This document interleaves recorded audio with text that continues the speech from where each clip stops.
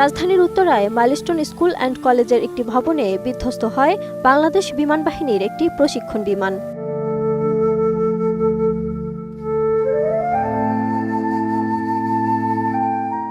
২১ জুলাই দুপুর ১টার পরপরই ঘটে মর্মান্তিক এই দুর্ঘটনা।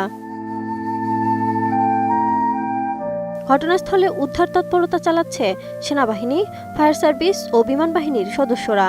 ফায়ার সার্ভিসের 10টি ইউনিট কাজ করছে সেখানে। স্কুলের আশেপাশে সন্তানদের খোঁজে ভিড় করছেন স্কুল পড়ুয়া শিশুদের অভিভাবক, স্বজন ও উৎসুক জনতা।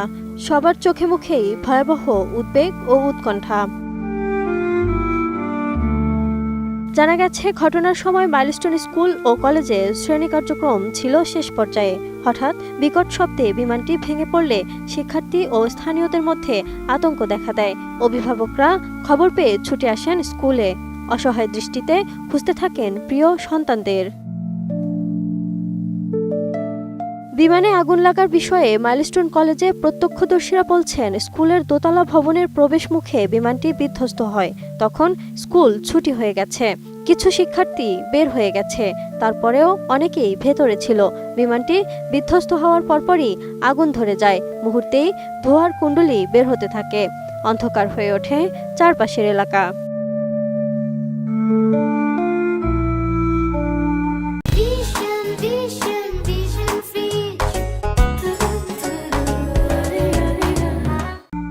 দুর্ঘটনাটি নিয়ে মাইলস্টোন স্কুল অ্যান্ড কলেজের জনসংযোগ কর্মকর্তা জানান, বিমানটি একটি ভবনের গেটে আছড়ে পড়ে, যেটি একাডেমিক ভবন। সেখানে স্কুলের বাচ্চাদের ক্লাস চলছিল। যেসব অভিভাবকদের একাধিক বাচ্চা স্কুলে পড়ত, তাদের কোনো এক সন্তানকে বের করে আনতে পারলেও সুস্থভাবে বের করে আনতে পারেননি অন্য আরেক সন্তানকে। ভেতরে আটকে পড়া সন্তানের সঙ্গে কোনো যোগাযোগ করতে না পেরে অভিভাবকদের আহাজারিতে ভারী হয়ে উঠেছে চারপাশের পরিবেশ। ঘটনাস্থল থেকে ফেসবুকে প্রত্যক্ষদর্শীদের পোস্ট করা ভিডিওতে দেখা যায়, ভবন থেকে পোড়া শরীর নিয়ে দৌড়ে বের হচ্ছেন একের পর এক দগ্ধ শিক্ষার্থী ও অনেকেই।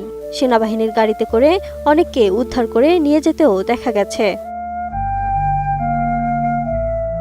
এদিকে জাতীয় বার্ন ও প্লাস্টিক সার্জারি ইনস্টিটিউটের আবাসিক সার্জন জানান, বিমান বিধ্বস্তের ঘটনায় নারী ও শিশুসহ অন্তত 27 জন দগ্ধ অবস্থায় তাদের কাছে চিকিৎসাধীন রয়েছে।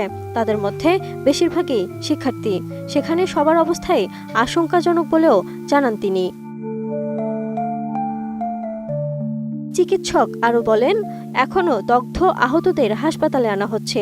জরুরি বিভাগে চিকিৎসকদের একটি বিশেষ দল আহতদের চিকিৎসা দিচ্ছেন বলেও জানান তিনি।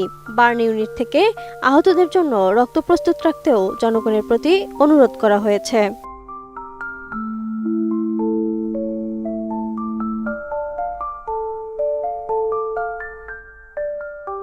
Lima Sayanti, desk report, 18 news.